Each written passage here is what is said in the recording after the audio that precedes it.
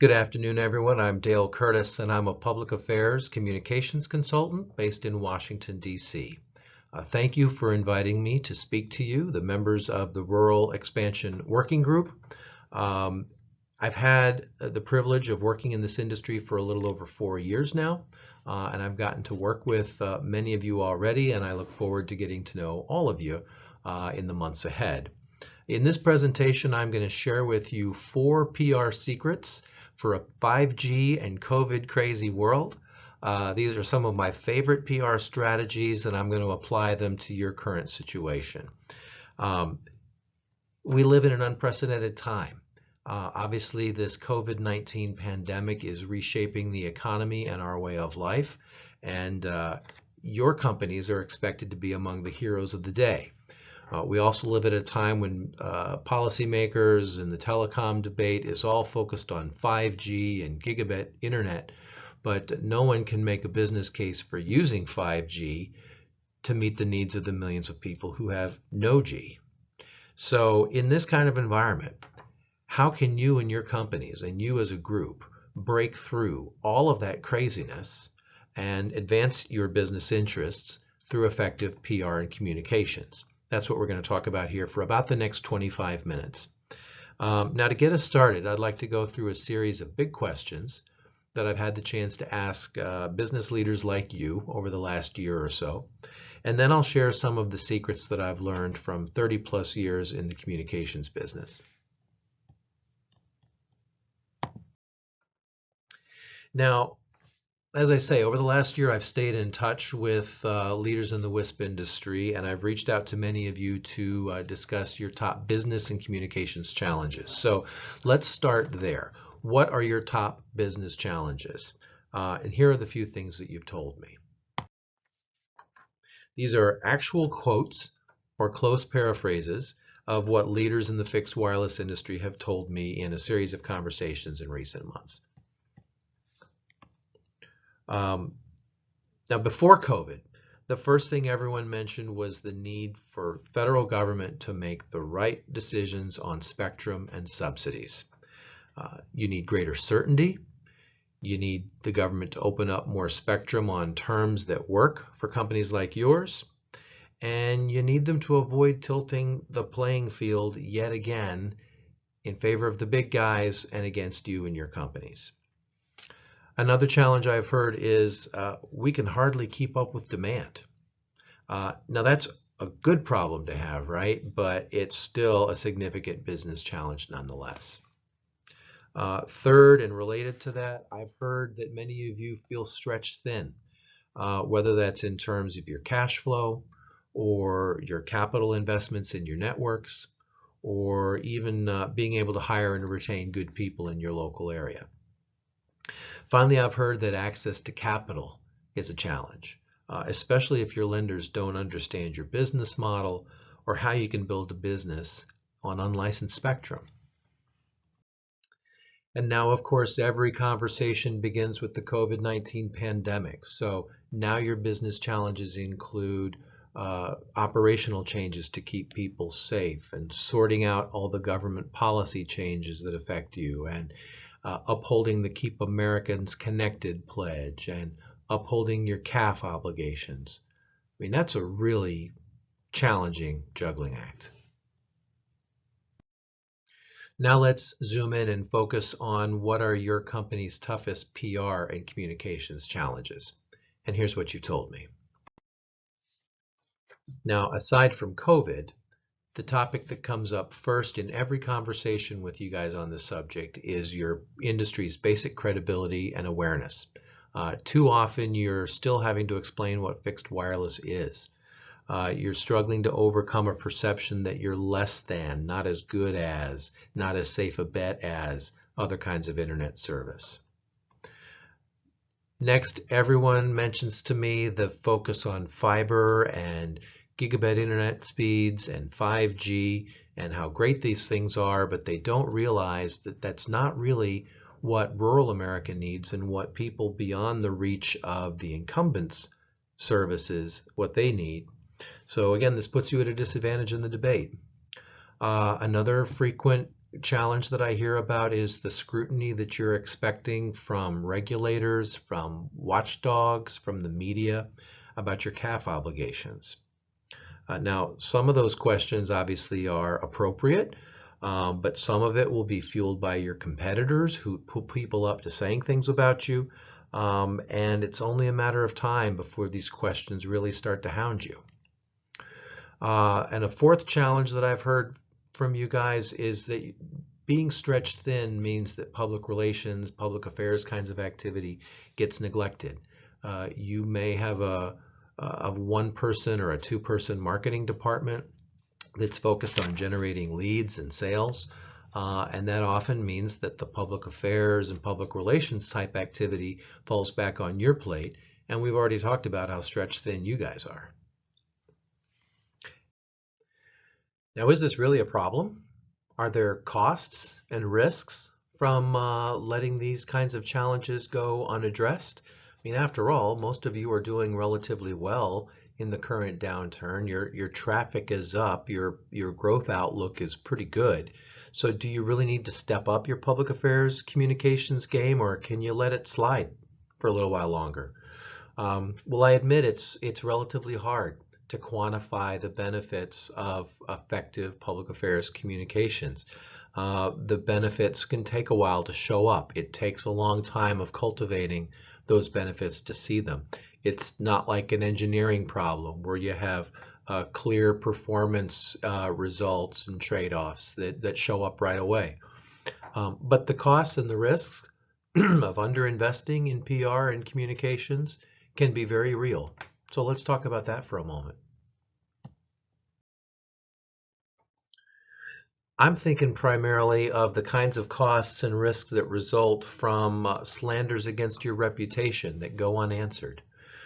Comments like fixed wireless is never going to be as good as fiber.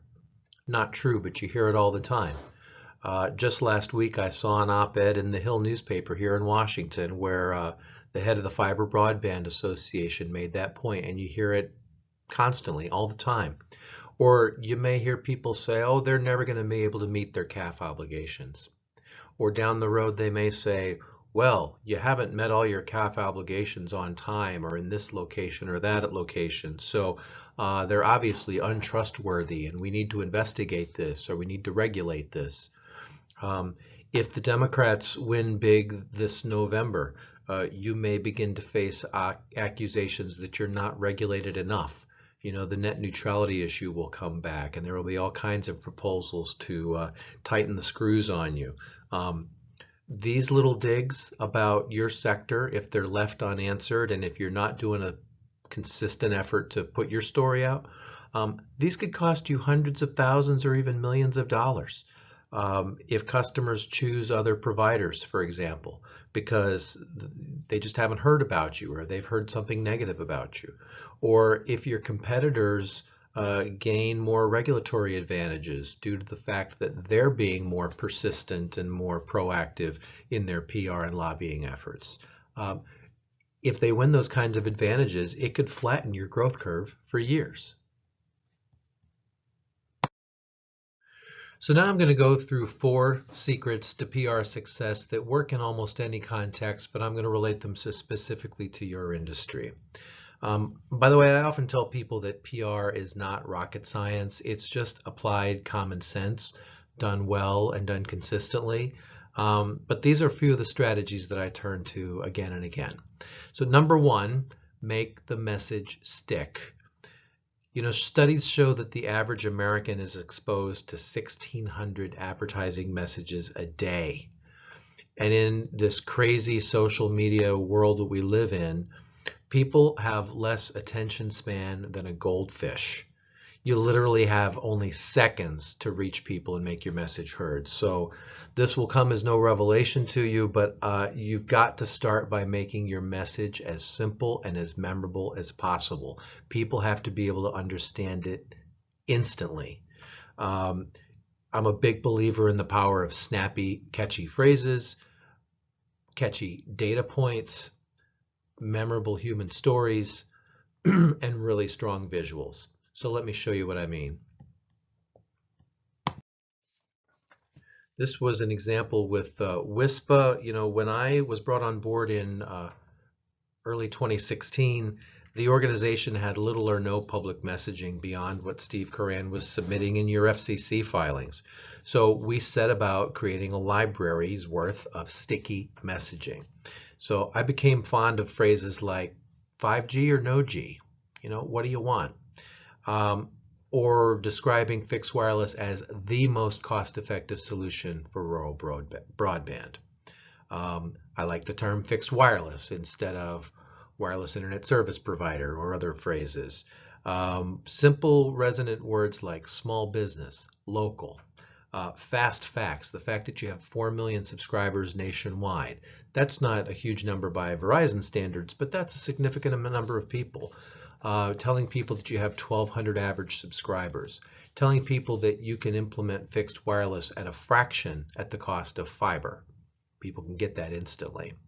We also like to use member spotlight stories, such as examples of your companies helping local public safety agencies and agribusinesses. And basically, I am convinced that our efforts in explaining the industry in a simple way that's easy to understand led to some of the policy wins that you've enjoyed in recent years. Here are some examples of some nice visuals and phrasing. So this was the 2017 industry report that we helped produce. The title of it was Ready for Takeoff. It could have had some bureaucratic title, but Ready for Takeoff. You're like a jumbo jet ready to zoom into the sky. This is a map showing where fixed wireless providers are in the United States, so you can see at a glance that you're in every state practically. This was a diagram that another artist produced, but we used it everywhere we could because in just a few seconds you can see that an internet signal comes into the local town by some kind of wireline, and then it's beamed out to folks in the country. Very easy to understand. The simplest kind of bar chart in the world showing an upward trend. You look at that and you can instantly understand that this is a growing dynamic industry. We brought several of these elements together into this fact sheet that we distributed widely on Capitol Hill. You've got the diagram there, you've got the fast facts in the center, you've got a headline that if you look at those three things alone, you can understand the basic message in 15 seconds, and then people may be open to having a conversation with you. Here's another quick example of making the message stick. I had a client several years ago that was a technology coalition of tech companies looking to accelerate the transition from analog to digital broadcasting. When they came to me, their messaging was so clunky. It was all about the industry and what the industry wanted. It was something like, you should accelerate the transition to digital TV because it'll be good for the tech sector, it'll be good for economic growth, it'll free up public safety airwaves. And I'm telling you, people's eyes glazed over. We simplified that to better free TV for everyone. That's a message you can understand instantly and get behind. Better free TV for everyone. And when we used that, people's eyes opened, their heads started nodding, and we had them. I'll tell you a little bit more about this case study in a minute, but the end of the story is that the legislation passed with bipartisan support, coming from a place where it thought it was not going to pass. The next secret I want to share with you is being persistent. Repetition, repetition, repetition. Doing one phone call every now and then, one email every now and then, it's just not going to get the job done. So I'm a believer in frequent press releases, frequent emails, frequent calls, blogs, newsletters, social media posts. You've got to repetitively hit people with your message, and again, keep it simple, but you got to bug people. You got to get in their face all the time. Here's an example from WISPA. Before I came on board in 2016, there was no process for regular media engagement, and that meant that WISPA had minimal visibility. So we established processes where there were none. We did repetitive media outreach, and in just a couple of years, press coverage went from almost none to 22 press releases, 40 unique news clips. And again, I'm convinced that led to a better outcome on CBRS and other policy issues. Now, sometimes in public relations, you have to take a client that doesn't have a great reputation, and usually it's because they haven't been telling their story well. NASSCOM is an association of IT service businesses headquartered in India with operations in the United States. The problem that they were facing was this tremendous hostility to the H-1B visa and to the idea of Indian outsourcing. They had no PR presence in the United States in general or in Washington, D.C. specifically. And there were a lot of inaccurate allegations being made about their sector that were going unanswered.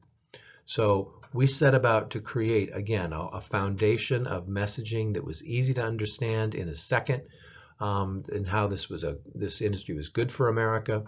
And then we were very aggressive about reaching out to reporters and especially rebutting bad stories. We would contact these reporters and we would say, hey, you didn't reach out to us, and I want to share some information about how this industry is good for America. Once you rebut a reporter that way, it strikes the chord with them that, oh, gee, I need to be fair and balanced. And within a year, the media coverage turned from mostly negative to mostly neutral, and in some cases even positive. We raised concerns in, I think, an effective way that it helped stop some bad legislation in Congress. And it even stopped the Trump administration from doing some of the things that they were proposing that would have cost this industry millions of dollars and might even have forced some of these companies to leave the United States altogether. Here's another fun example of being persistent. I have a client that represents the good people of 911 who answer our emergency calls. We heard through the grapevine that the Academy Award-winning actress Halle Berry was going to play a 911 operator in an upcoming movie. So we reached out to her people. Week after week after week, we tried different avenues to reach her, and we finally connected. And lo and behold, we were able to arrange a meeting for her with 200 Los Angeles area 911 operators. They went nuts and loved it, and it got a lot of attention in the media for our cause. Secret number 3, go small and be targeted. You know, the days of having to get your story on broadcast TV or in a major newspaper to achieve your goals, that era is over. You don't have to achieve mass awareness to succeed. You can be very targeted and very specific. Let me show you what I mean with regard to this digital TV example again. Again, we had bipartisan opposition in the U.S. House to something that was good for the economy and good for consumers. What we did was targeted just 11 members of Congress on the House Energy and Commerce Committee. We went into their districts. We sponsored small local gatherings inviting community leaders to talk about the issue. We did one full-page ad per congressional district, just one time, but it was very attention-getting. And as a result, we generated 500 messages from community leaders in those congressional districts in just 5 months. We won the votes of all 11 members, and the bill did pass. That was a result of being very targeted and going very small and very local. Here's an example of the work we've done for NextLink Internet. We've been very persistent about building a media presence for NextLink. As you know, they were expanding into a number of additional states as a result of their CAF obligations.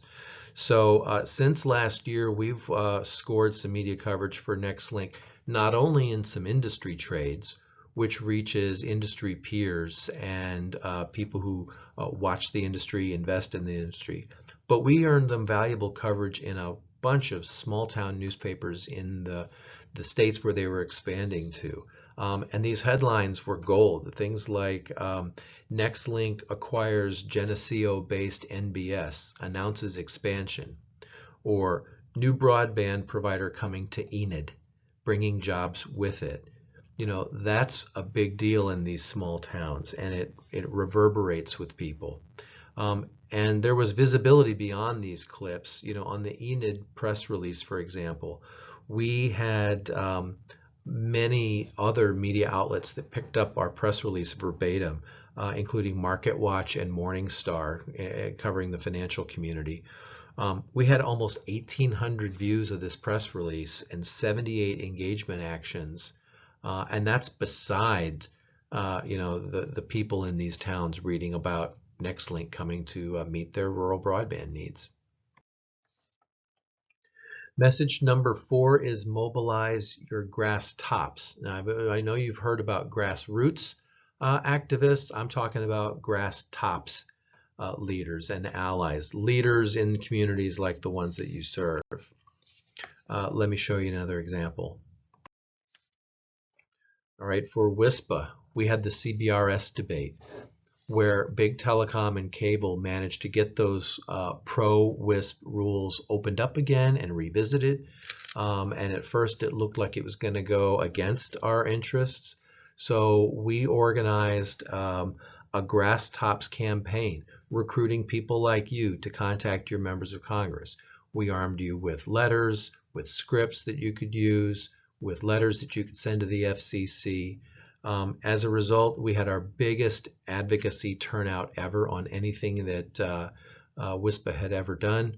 And again, I am convinced that this contributed to a better outcome CRS. And by the way, remember that example I gave you just a moment ago where we went to the hometowns of 11 members of Congress and mobilized local leaders to contact their members of Congress, and we won the day in that case.